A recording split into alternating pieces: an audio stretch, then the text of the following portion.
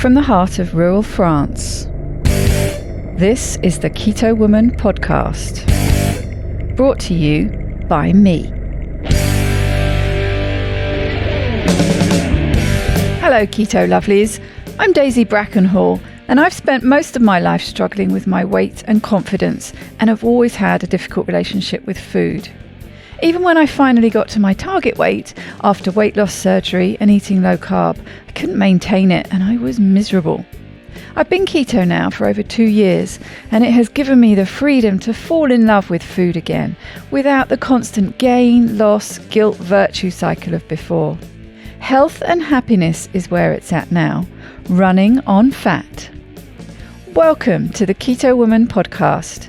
Each week I'll be chatting to inspirational women, maybe even the odd man, to discover the secrets to their success so that I can share them with you.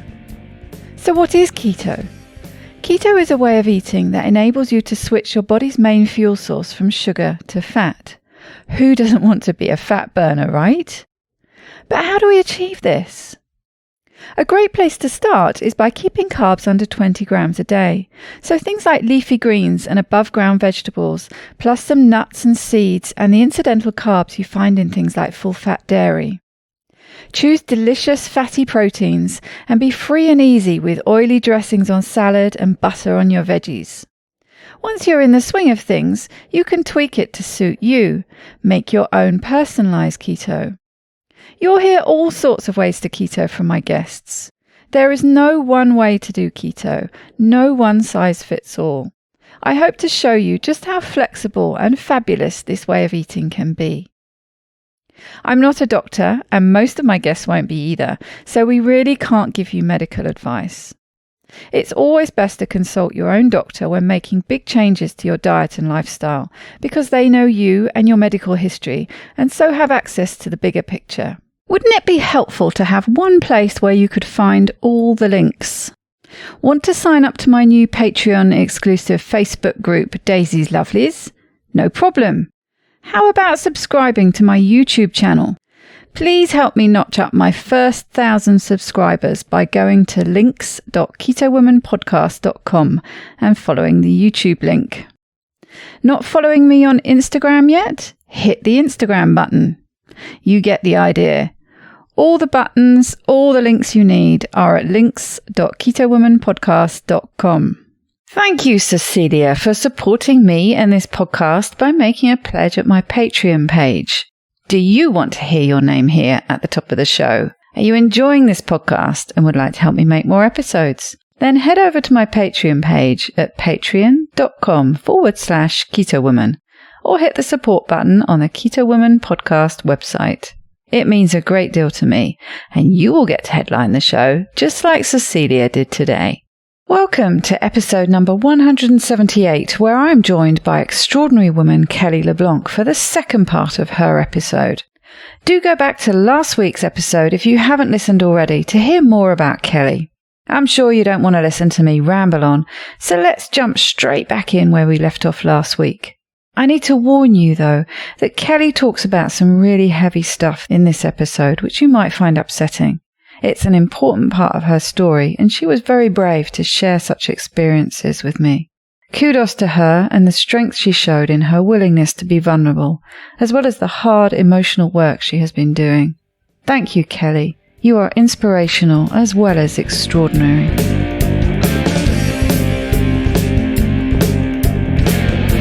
I had to do it in a compassionate way, in a way that allowed me to not beat myself up for the choices I had made.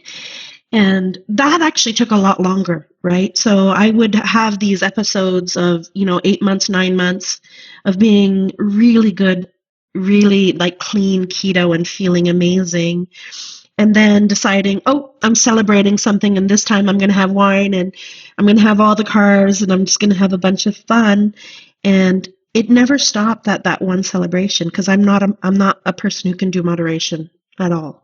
No, same here.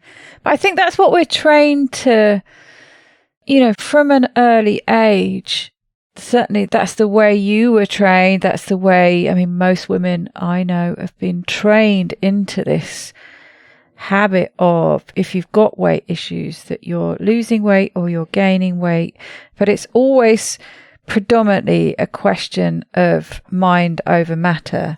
It's basically a question of willpower. Yeah. And so you're constantly going through this battle. If only I can sustain it, if only I can stick to it, if only I can do what I'm supposed to do, then I will lose the weight and I will be able to sustain it. And it is true in one respect, that works. That is a good way to lose the weight, following that approach.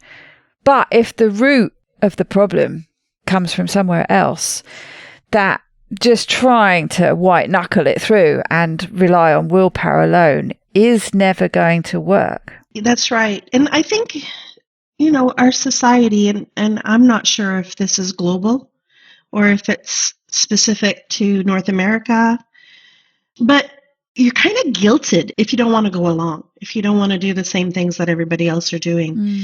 You're made to feel like you're causing a problem if you refuse to eat in a certain way, or if if you're not going along with what everybody else is doing. And I have theories on that. I mean, some part of me feels like it's, other people want everybody to be doing the same thing so that whatever they're experiencing, they're doing, they can tell themselves that they're doing all the right things because everybody's doing it. But I think it's just conditioning as well. We were all brought up this way, right? So when you go out, when you're socializing and you're doing something different than what all the others are doing, people will say, oh, just a bite won't hurt you.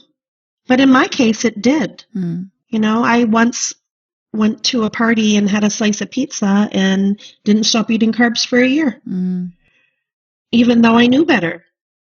What it triggered in me just made it so that I would prefer to choose eating the carbs. And I know it's a choice, right? But the mental and emotional turmoil that I went through made it so difficult for me to get back on track. Even when I would try, I would be good for a couple of weeks, but eventually somebody else would say, oh, just a little bite. And I'd be like, you're right, it won't hurt. And the opportunities for somebody to tell you just a bite won't hurt, not now at COVID, that doesn't happen. But before COVID, that was like 2 or 3 times a week. So you would say no, I would start saying no on Monday, Tuesday, Wednesday, Thursday. But by the weekend, I was like, oh, it's the weekend. Let's have a little fun. How many times do you say no? And the more you say no, kind of the more aggressive people would get about trying to convince you that it was okay. And it's not okay for me. Maybe it is for some people, but for me, it was not okay. I stopped saying no eventually, And it's kind of weird because it kind of feeds into the things that I'm starting to learn about myself, in that I was choosing. So I have these rebellious times in my life where I will be okay with making people feel uncomfortable. But the vast majority of the time, I will choose to do the thing that makes the other people comfortable, even if it makes me uncomfortable, because I would rather not cause a scene or make other people uncomfortable or be the person who's considered difficult. So I would put all of that on myself, and then I would beat myself up about it when I would get home, and that would just start an entire cascade of, guilt and oftentimes giving up. I can't do this anyway. Even though I had plenty of experience that I could do it. So yeah, it's just one of those things. And then I know I've heard many people say this. You wouldn't do that to an alcoholic. You wouldn't say just have one drink to a recovering alcoholic. But people feel perfectly fine in shaming others for having different food choices or lifestyle choices or anything else really. But it's just not okay. And I need to put myself first if I want to be successful and choose the things that are right for me. That's one of the things I need to work on. But I think as an entire society, we need to stop putting that pressure on other people. I started calling people out, basically telling them, would you do this if I was an alcoholic and you were offering me a drink? Would you do this? And the answer is always no. And so then I turn it around and say, so why are you doing it with food? Because I have a food addiction. Yeah, people just need to understand that it is the same. It is. It's the same problem. Yeah. I remember I had an HR moment, and it's not super negative, but they had brought donuts and muffins for a breakfast event that we were having. It was a milestone celebration, and everybody, was meeting. I wasn't eating any of the sweets that they had brought in, and the head of HR came over to me and asked me why, and I said, I just don't want any. And she kept on pushing me. Oh, just have one, just have one. I said, well, you're not having any either. Why are you not having any? She's like, well, I've already eaten breakfast. I said, well, so have I. I ate at home. And she just wouldn't drop. She wouldn't drop it. And I said, well, if these things are not good enough for you to eat, why are they good enough for me? Is it because I'm fat? She never brought it up again. And from that moment on, whenever we had any food brought into the office, there were healthy options. But people don't think about it, right? She didn't intend to make me feel bad. She didn't intend to pressure me into eating. That's just the way things have always been. That's just the way, the interaction around food has always been. If there's food made available, you're expected to participate. So, yeah, it was just an interesting little thing. And now, actually, it's kind of funny. A part of my transformation into how I think about food, but also about myself, and also trying to honor myself more, has actually spread into all areas. So diversity and inclusiveness, I'm a big, I'm on the council at work now, and just paying more attention to everything. It's interesting how when you switch one thing, when you start thinking about one thing differently, how everything changes. So what's the thing that's fallen into place recently? Presumably, because I know sort of some of the context, there was some chronic pain issues because there had to be something there for a particular post and some episodes that have recently been on the podcast that triggered a change in you. So why don't you just tell us a bit about that? Yeah, that's actually, I started working from home, COVID related, on March 13th. And both my husband and I actually started working from home. And as part of working from home, your communication and relationships with the people that you work with do change a little bit. And maybe I was paying more attention to things. Over a couple of months, I started having really bad neck, shoulder, and back pain radiating down into my right leg. And I thought, okay, well, I don't have a very good ergonomic setup at home. So, I thought it's posture or the way I'm sitting or something like that. It's easy to come up with the physical reasons. So I spent a little bit of money on setting up a proper office with all the ergonomic things that you would expect. A nice chair. I bought a sit-stand desk. I bought some nice monitors, this headset, which I absolutely love. I made sure I was decked out with everything that I was told would help alleviate the pain. And I also went to see my chiropractor who at the time said there's really actually nothing wrong. He told me, he goes, are you stressed out? Are you, we were having these conversations with him, but nothing clicked for me. I didn't feel stressed. Nothing had changed. So nothing mattered. Nothing seemed to be helping. And the pain was progressing. It was getting worse. It was getting to the point where I could barely use my right arm, and my left arm was getting pretty bad. I couldn't stand for very long. I mean, I could walk as long as I was moving and not sitting still in one spot. But if I actually stood still, like say if I was preparing a meal, my right leg would go completely numb, and it was tingling, burning, electrical kind of pain. It was getting to the point where I couldn't actually cook. And cooking is actually something that I'm passionate about. But nothing was helping. I added massage therapy. I went to see a physical therapist on top of my chiropractor. It's actually quite funny because everything helped a little bit. everything I added helped a little bit, but it never went away. That's the thing, isn't it? You think, well, if I just do more of that, Exactly. it'll solve it. So I kept adding more and more and more. But at one point, I remember getting off of a call, a work-related call, and coming over to sit just for a few minutes with Mike.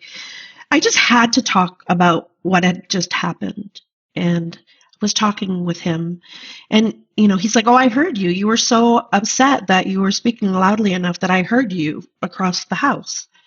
And we had a conversation about it, 10, 15 minutes. This was a Thursday.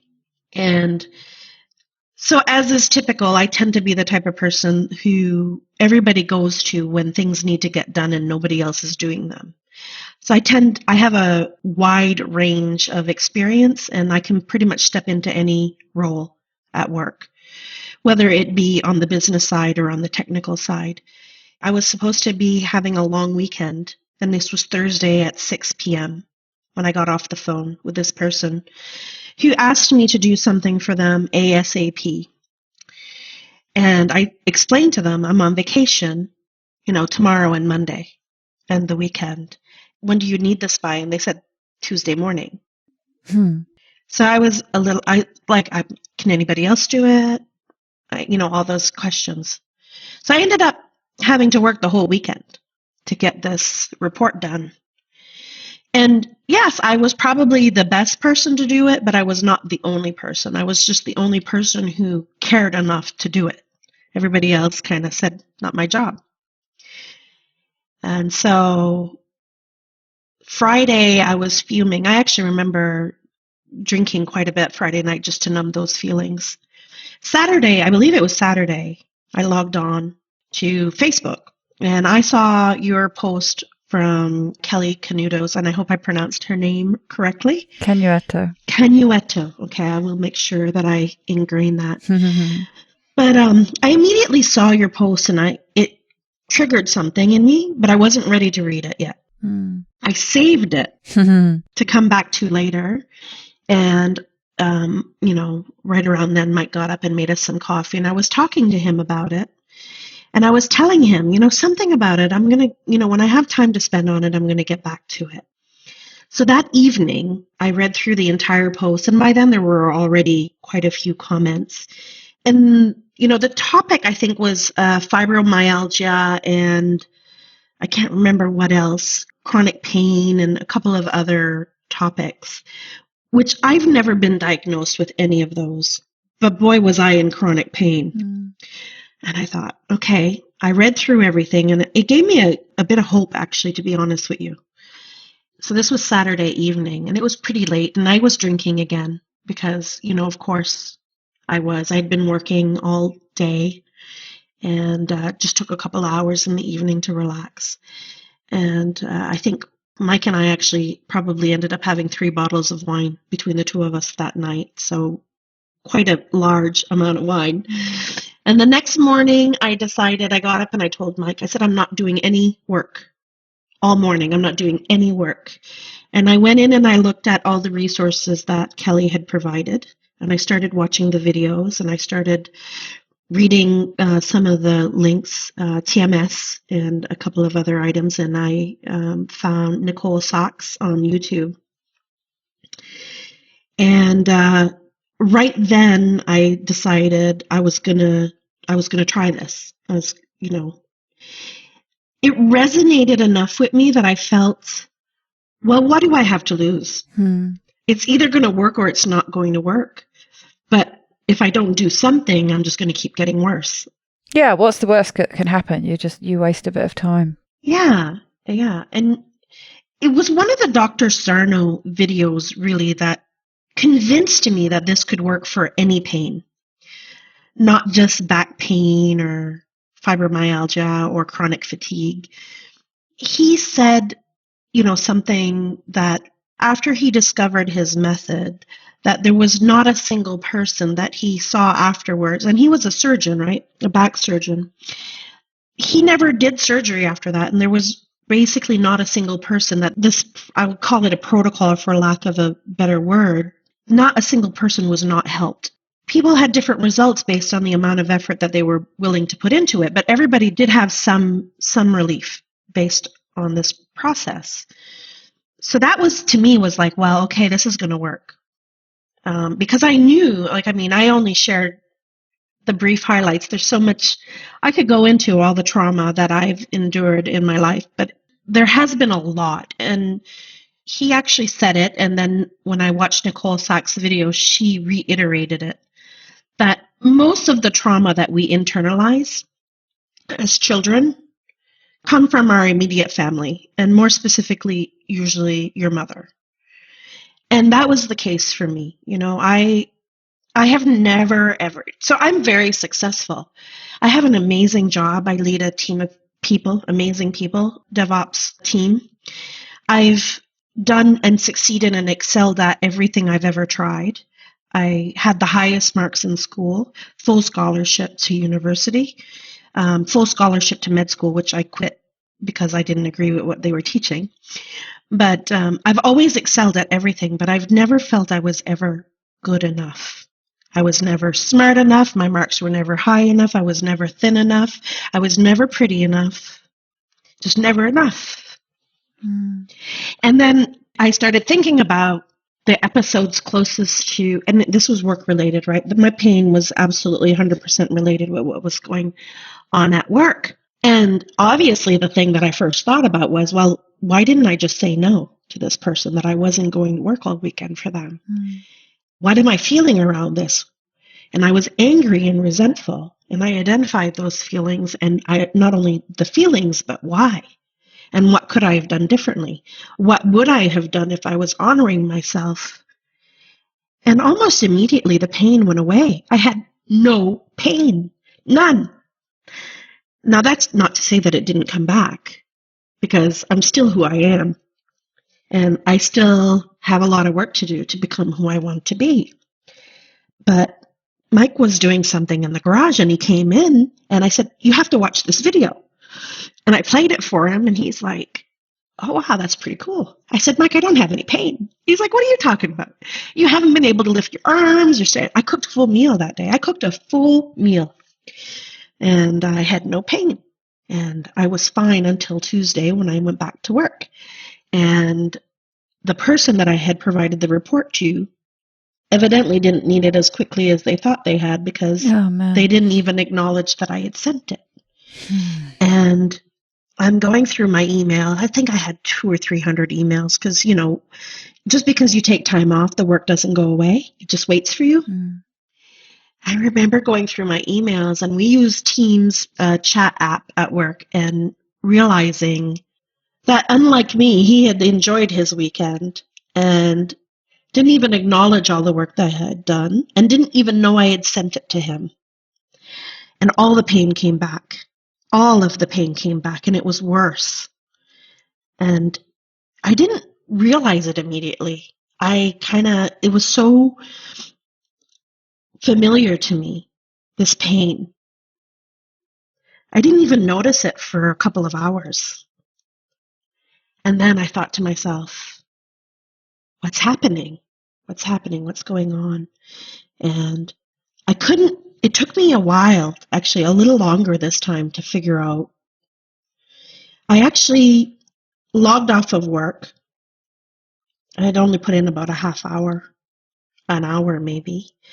And I took 2 hours to myself to just try and figure it out. I shut everything, I went into a room all by myself. I really suck at journaling, so I didn't do the journal speak. What I did instead was just try to pay attention to how I was feeling and why, and ask myself questions around that. And obviously it came back to the whole work thing. And again, within a very short period of time, as soon as I acknowledged not only why, what I was feeling, but why, and I think maybe for me what was critical was how I could have handled it differently, the pain went away again, completely. And it was mind-blowing. And it just, I have to say, I knew I had been seen by a couple of doctors, so I knew there wasn't actually anything physically wrong.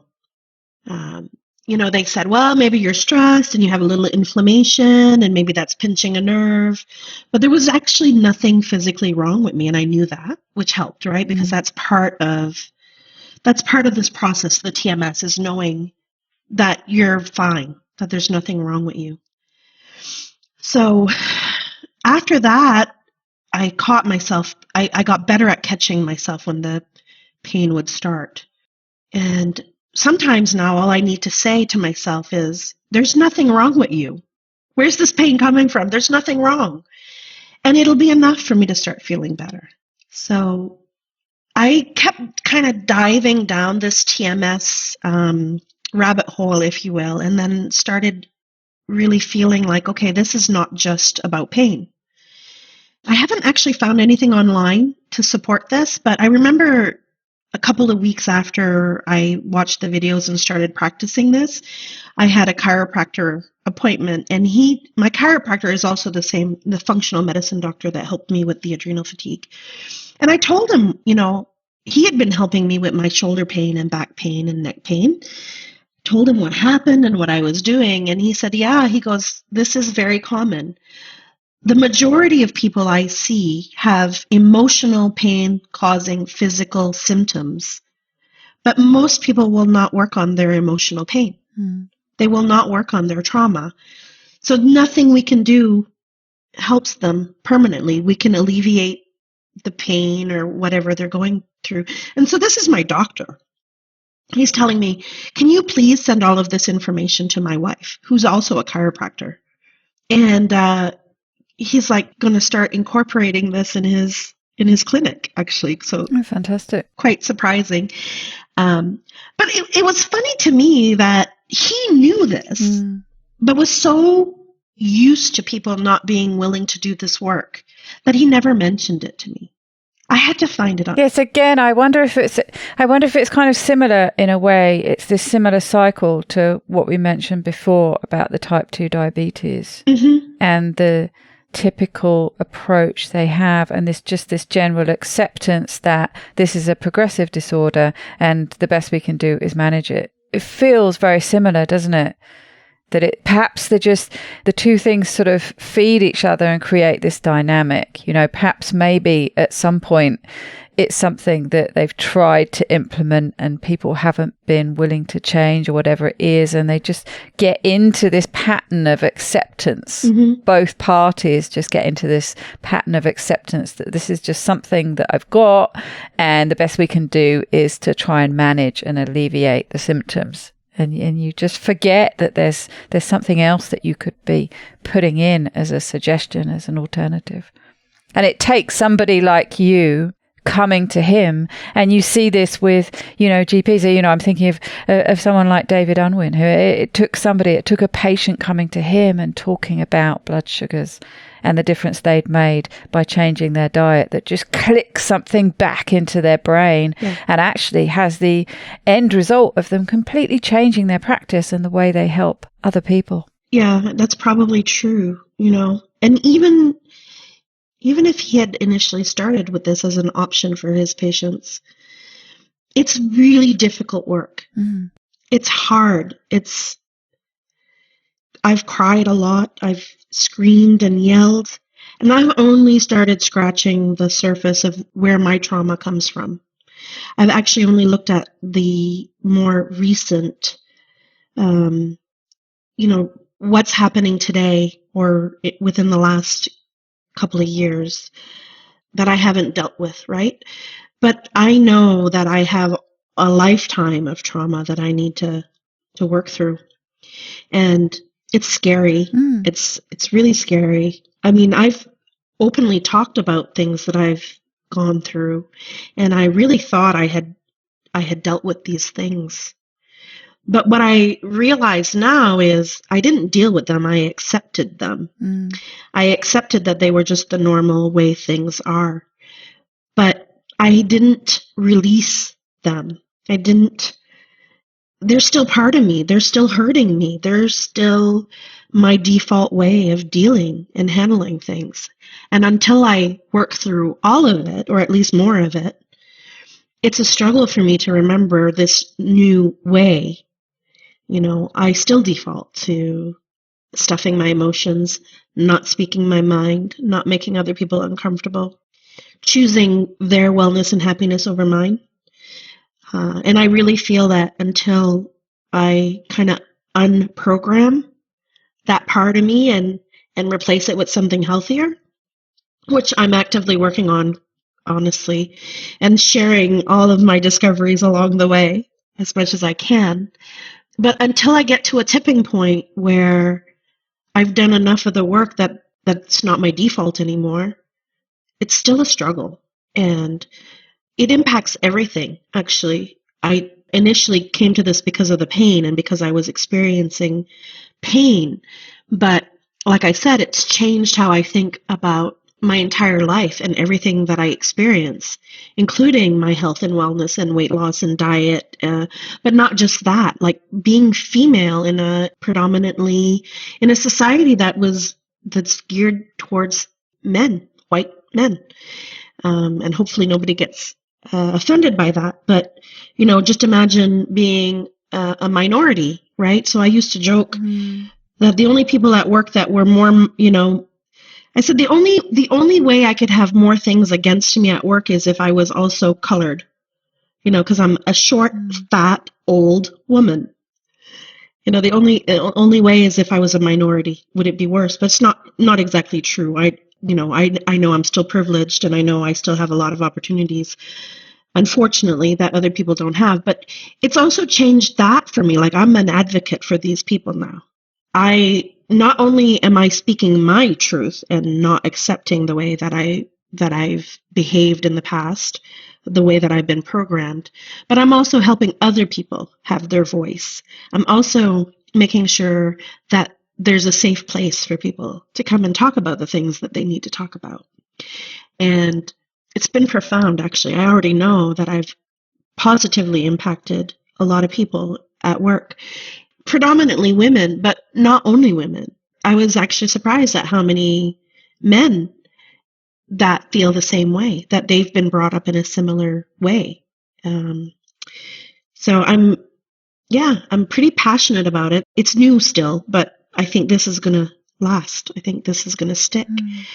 And I'm just going to keep looking for more tools to put in my tool belt to help me move in the right direction that I need to move in, and keep sharing those as much as I can. But yeah, it's impacting everything. Absolutely everything. I think that's great. I think it's often so easy to pin all our hopes on one big change. And it can have such a dramatic impact. Something like keto can have a huge impact on your life. And it's certainly had a big impact on mine. It's impacted my depression. It's impacted migraines. It's impact issues with weight regain after the weight loss surgery. And there is usually a period of time where you're feeling great and you're feeling, like this is it. This is the answer to everything. But then inevitably, well, not inevitably, because it's not the case for everybody. Sometimes that is the only change they needed to make to fix everything. But I'm, seeing for more and more people that you start running into problems and things start slipping, or things start, going back. And as Amy Berger says, keto is so simple, and it is. It's a simple approach, but it's not always easy. So it's not always easy to do. And then we quite often find that it's not answering all those questions, and it's not solving all those problems. And we do need to turn to something else. And inevitably, it has to do with the emotional side and the mindset and the behavior. And that's certainly where, more of my focus and interest has gone to as well, because it seems like that is, the final piece. If you've already been addressing these things, if you've changed a lot of these lifestyle habits, if you've changed your diet, maybe you're getting more exercise, maybe you're addressing stress, you've been addressing sleep, you've been looking at all these things, and it's that last sort of bit of the puzzle.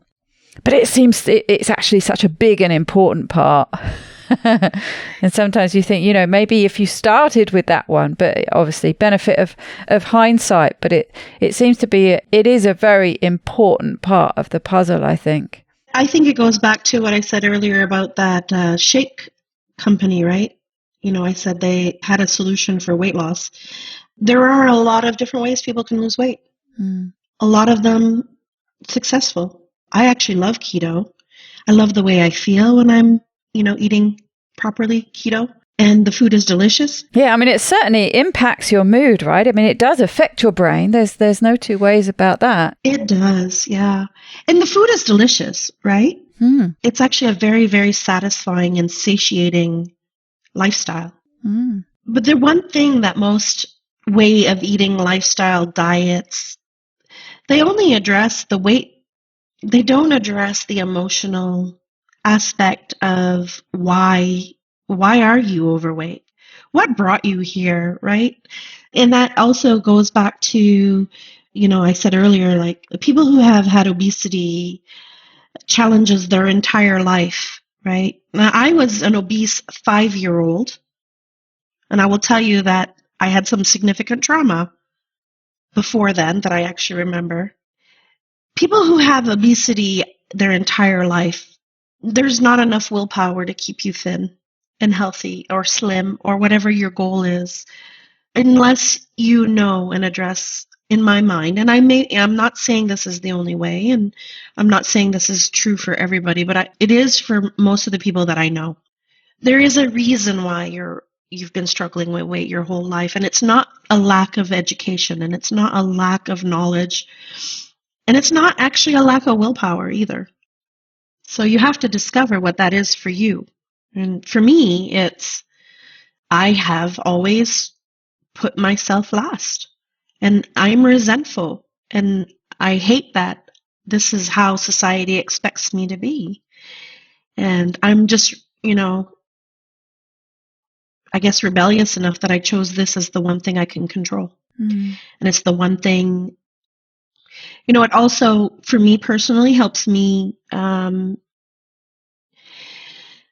I don't know how to say this in a way that will make sense or be meaningful to others, but so the first big trauma that I remember when I was 5 years old was one of my brothers.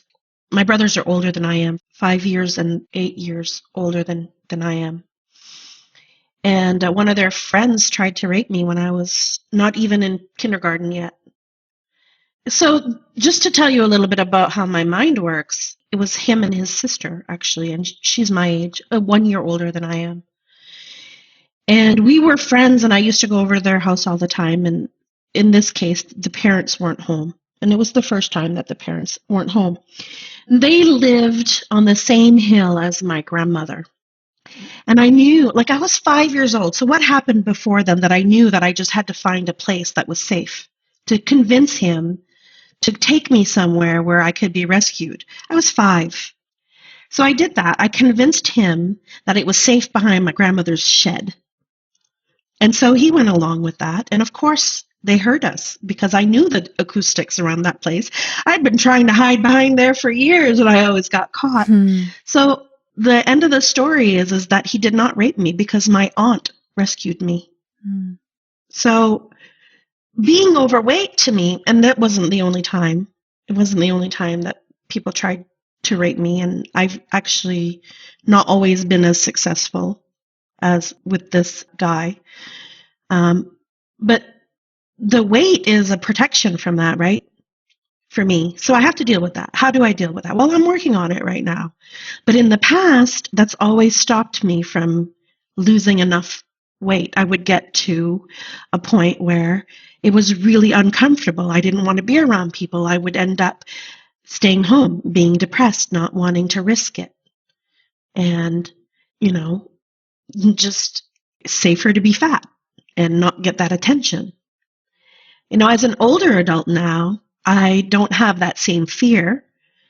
I know a lot more, and we have all cell phones anyway, so we can call for help if we need to. But the concern about my weight is different, but that feeling is still so strong because it was from childhood. It happened again when I was 10. I got, I was actually raped by my first boyfriend when I was 15. And nobody actually believed me, but I would tell people. I actually filed a police report. It got lost. In that particular instance, how I said I never felt like I was good enough. People outside of my relationship with my boyfriend blamed me. They said I was mean and I deserved it. Really, you say that to somebody. I was attacked by 3 men when I was 18. I beat them up with a bag light and got away. They were drunk. I was sober. I was raped again when I was 19 at a party. All friends that I had known since kindergarten. And it was within walking distance of my home, and it was early. It was like almost daylight, and I said, I'm going to walk home. And one of my friend's husbands said, I'll walk with you. And he raped me on the way home. And, I had to wait. I went to the hospital for the rape kit and I filed a police report, and they were both lost. Small community, and everybody knows everybody. But I came to find out when I told my friends at that party what had happened, that every single one of them had been raped by this man. Wow. And they didn't stop me from leaving. So I have a lot of baggage to deal with. But, it took this for me to admit that was part of the problem with the weight loss. Well, I've said it before, our bodies, our minds are pretty smart, and they find ways to protect us. They sure do. And it's not always obvious, and it sometimes has a lasting impact that ends up, doing the opposite, ends up causing damage. But the main driver, the original driver for that behavior is one of protection. When you understand that, it becomes I think it's the biggest first step into, sorting things out, isn't it? Yeah, and it's funny. It took that video. I had repressed most of this, I had forgotten about. I had stuffed it down so far deep. I had forgotten about a lot of it. Last summer, the guy who raped me when I was 19 actually sent me a friend request on Facebook. Wow. And that's what triggered the memory. And I went to therapy for that, actually. It's kind of funny that, at least in my experience, the therapists think as long as you can talk about something, you're better. That wasn't the case for me. I hadn't dealt with the why or the emotions that it brought up. I think it was the start of something, but it wasn't, and I'm still nowhere near the end, right? This is going to be a lifelong journey. But when I read Kelly's post, well, you shared it, but it's her story. That's right. And I started going through all the links. That's what clicked for me immediately. That's what clicked. Is one more way that I'm choosing to make other people comfortable over myself, right? Rather than, I know this is going to sound silly, because how could, being overweight, I'm sure overweight women get raped, overweight men get raped as well. But it really clicked for me that, so even when I was overweight, 213, 215, 230 pounds, even 250 pounds, I don't know, I have this air of confidence and comfort about myself, which is, I don't know where it comes from, honestly, but other people perceive it. And my husband would take me out and he'd be like, those guys are checking you out. And it's totally not, because I never thought it was because of how I looked. I always assumed it was my personality, my presence. So it's odd, because 250 was always that magic number for me that I could never get below. And I sort of kind of knew it was because of, all the rapes and the unwanted attention, but I never dealt with it. And I didn't understand what that experience had done to me, how it had changed me. You think, I've talked about it, I've went to therapy, I've accepted it, I've forgiven, or whatever it is that you've done. But you haven't dealt with how it changed your life, how you started behaving differently because of that experience, and how it had a cascading effect on everything else that you've ever done, and how things could have or would have been different, which you can't go back and change, but you can still start making those choices now that you're realizing you can do things differently, which is what this did for me. And I know it sounds weird because it was a video on chronic pain, but it opened this door, and I'm going to keep it open. I'm still terrified of 250, but we'll get there. I'm going to keep the door open. And sorry, I can't believe this is the first time I'm actually really crying, not just tears, because normally I can't get through this far in the story without bawling. I guess I'm doing some work right, but then it's very emotional, you know? Of course. Like you say, it's a very difficult thing, and it's a very good illustration of what you said before about deep down, maybe more near the surface, there are people that we know who don't want to face it, who don't want to do the work. And it's not a question of judging them and thinking they should be doing it. It's more a question of actually I understand why you don't want to do it. I understand why you don't want to face it. I understand why you don't want to do the work, because it's hard. It is so hard. It is so hard. But all you can keep doing is keep presenting the information, keep presenting the opportunity and the tools, and to lay them out and to say they're here for you and you are ready to look at them. Mm-hmm. Because there is a way out of the chronic pain. There is a way out of the things that you're feeling. But on the other hand, it's a hard way out. It's really hard. And I'm sure, my story is my story, and everybody has their own story. Whatever the story is, whatever the trauma was, it's significant enough that you've chosen to not deal with it and instead put up with the pain, right? Because the pain is a distraction. And I really believe that. Now, I had no clue. I'm so grateful for that post, Daisy. You have no idea. And I obviously am the kind of person who will do the work, even if it hurts, even if it's scary, maybe especially if it's scary. But it's really painful, and the things that it brings up, are a lot of the ways that society controls people are through fear and making you feel that it's your fault. My first boyfriend was a narcissist, classic narcissist.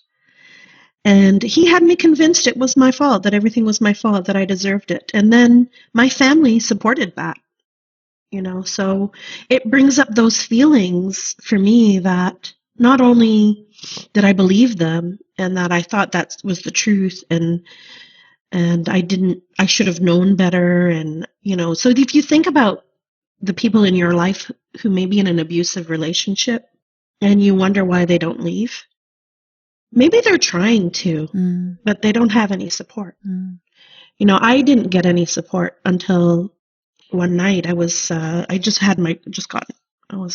16, 17. No, I think I was 16.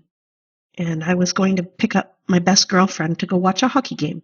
And Mom had given me her car, and it was winter. And I had to drive by a cliff. And my ex-boyfriend was following me. I had broken up with him by then, this narcissistic asshole. He tried to ram me off the cliff. Wow. In my car. He followed me to my friend's home. I can't believe she was brave enough to get in the car with me when I told her what happened. There's part of me that thinks she didn't believe me. So we got in the car and we drove over that cliff again. And she got to experience it too. And then all of a sudden, I had an ally. He had tried to kill me so many times. Walking on the side of the road, he would try to hit me with his car. Or he would stop beside me and throw me in his car and lock the doors with the child locks on, threatening to drive us both over the cliff, threatening my family. But anyway, on that night, he followed me home, and he wanted to fight, and I wouldn't get out of the car. I was scared, and I rolled down the window just a little bit so I could hear what he was saying. It was winter and it was a bit stormy. He pulled my hair and smashed my head into the window, into the driver's side window, and my mom happened to be doing dishes, and she saw this. I put the car in reverse, and I drove over his foot and broke his arm. Good for you. I drove off. I didn't go very far. I just went down the road and pulled into a driveway and turned everything off to hide. And I waited hours and hours and hours before I was brave enough to go home. Like, eventually he's just going to give up. He doesn't know where I'm at. And I knew he didn't know where I was at because he didn't just show up. And I went home, and Mom apologized, and we had a heart-to-heart, and it was kind of weird, it's weird, like, to finally have somebody accept you and believe you. But I was still so mad, like, why did it take this? Still dealing with that anger right now, actually.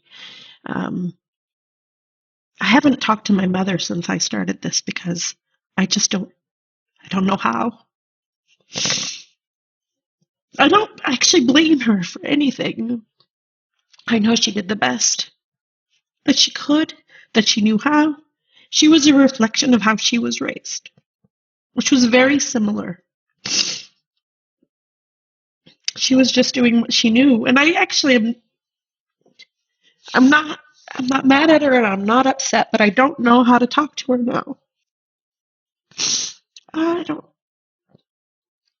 I'm a different person. And I'm not ready yet. Well, I was just going to say, I think you just have to have a little patience with yourself and trust that there will come a time. It's early days, and you've just got to give yourself a bit of time until you figure out how to have that conversation. Oh, absolutely. And you will figure it out, but and it just needs to wait until that time. Absolutely. You can't do everything at once. No. And I know you're right. I know that's the case. I keep picking up that phone. And it's funny, I have a landline only because it's free to call Canada on the landline, and it's very expensive on a cell phone. I keep picking up that phone and putting it down. I know eventually I will actually dial the number. But I have more work to do on myself first. I have to dig into this more. And I have to forgive myself. It's funny because I think this, again, is probably classic, I think, to maybe most of us. It's so much easier to forgive others. So much easier to forgive others than it is to forgive yourself. On a side note, my toilet paper's here. This is a funny story. I think that's probably a really good note to finish on, that you have to quickly tell us the toilet paper story because it's very, very funny. Sure. Well, okay. So I have a quarterly Amazon subscription set up for toilet paper and paper towel. And this was November was my subscription was due to ship. And I got a message from Amazon saying that they were out of stock, which is kind of funny. I didn't, it's a small order. I didn't think it was just odd. So I of course I said, yep, okay, so cancel the order, or actually I postponed it, so skip one. And I started looking online because I'm like, well, there's got to be some place that has toilet paper and paper towel. And oddly enough, there were so many places that were sold out. But I found one place, Staples, which is an office supply company here in the U.S. Yeah, I know Staples. Yeah, same over here. Well, in the UK anyway, not France. Yeah, and they do, bulk supplies for offices, but I didn't clue in. So I'm putting an order in for, I thought I was ordering 6 rolls of paper towel and 10, 4 packs of toilet paper. But what I actually ordered were 6 cases of paper towel and 10 cases of toilet paper. So, yeah, it was just one of those weird things. I didn't even notice it. I didn't know I had done it. The per unit price was so amazing. I should have clued in, but I didn't. It was, late at night, and I just put the order in, and I woke up the next morning to a $500 charge on my account, and I'm like, what the heck did I buy? I wasn't even drinking last night. So I pulled up the invoice for the purchase, and sure enough, it said cases. So they just delivered the toilet paper. And I was joking with you saying, because of course it's that time, I think I've heard people talking about, the supermarket shelves have been empty of toilet paper again. So you were going to have a hard time convincing the delivery guy that you weren't one of these toilet paper hoarders. It was a genuine mistake. And I think you're going to have to cancel that renewal subscription on Amazon for quite a while by the sounds of it. You're going to have enough toilet paper for years. So I did some math, and it's 3.5 years. Well, just under 3.5 years. Yeah. Yeah. And, maybe I'll have a sale in the neighborhood if people are running out. I don't even want to make a profit. You can have it at cost.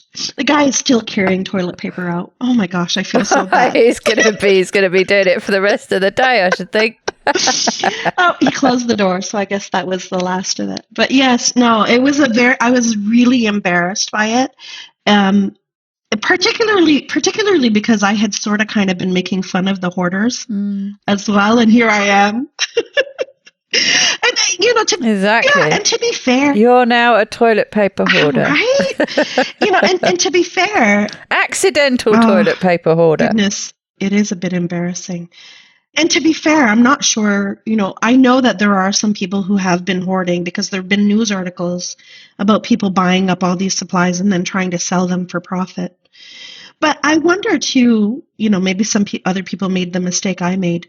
But if you have 300 or 400 people shopping at a store and each person buys one extra package because they're concerned about a shortage, that's 300 extra packages, right? So you could quite honestly empty the store shelves that way as well, with nobody actually being a hoarder.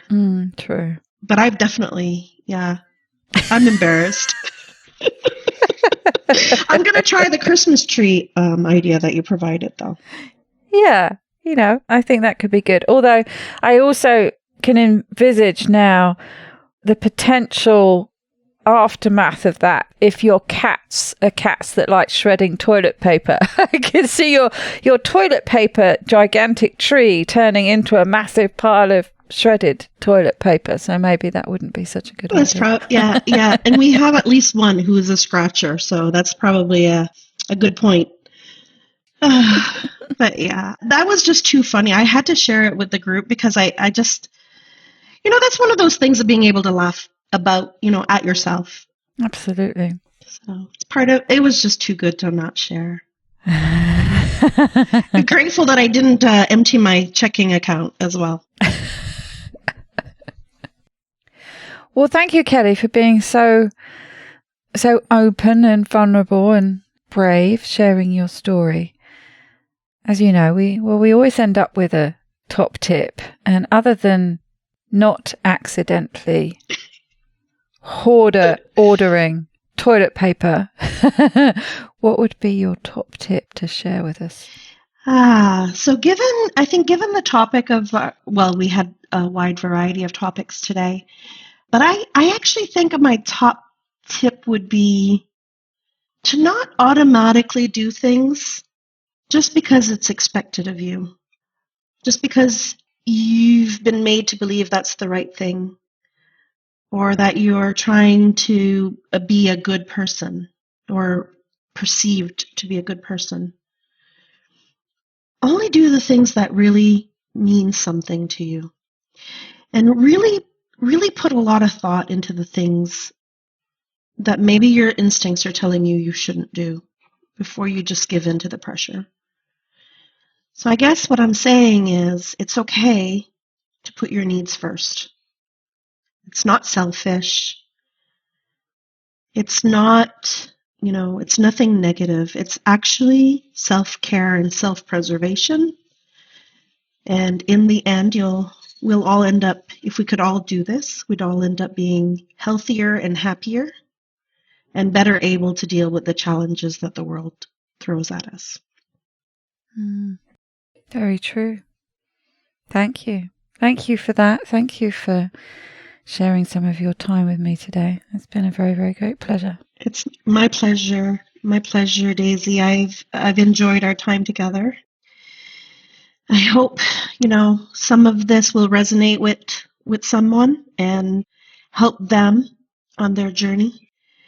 And yeah, that's actually my big motivation for having this call with you was you shared something with me that changed my life, and now I have the opportunity to share something that may change somebody else's in a positive way. So thank you. Absolutely. So Google is so powerful, and one of the things that I always recommend, regardless of the topic, is be creative with your Google search, right? So if there's something in any of the links or in the podcasts or links that you will share that resonates with anybody, but it's not quite right, customize what you're looking for to be a little bit more specific to your own personal experience or what it is that you're struggling with. And the likelihood that you will find something good and meaningful is really high. You have a basis, something to start with, with all the information that you'll be sharing, all the links. So that will give a starting point to everybody. But it's really quite, the internet is a powerful tool. And once you find something that resonates with you, it's typically pretty easy to find more of that or somebody that has benefited from it. And yeah, just use technology to your benefit. I know that's what I did, and I can honestly tell you I have a long road ahead of me, but the leaps that I've taken it's been 7 weeks now since I initially read that post. The amount of distance I've traveled towards whatever it is that I'm moving towards has been tremendous, phenomenal. More in the last 7 weeks than the previous 7 years. So I really, if you're willing to do the work, I really encourage everybody. I think as anybody in our community, if people want to reach out to me as well, I'm happy to be connected with them. Great. Well, thanks for that. Well, we'll include a link somehow, or we'll work out a way to do that. People can get in touch with me, might be the easiest way. That would be great. And I, again, just want to say thank you. I will forever be grateful for that post. You've actually helped me tremendously. Your podcast, but you directly as well. But the communities that you've created on Facebook have been a tremendous support and help for me over the years. And so, the opportunity to give a little back means a lot to me. So thank you for this opportunity. Well, thank you. I'm awful at saying goodbye, by the way.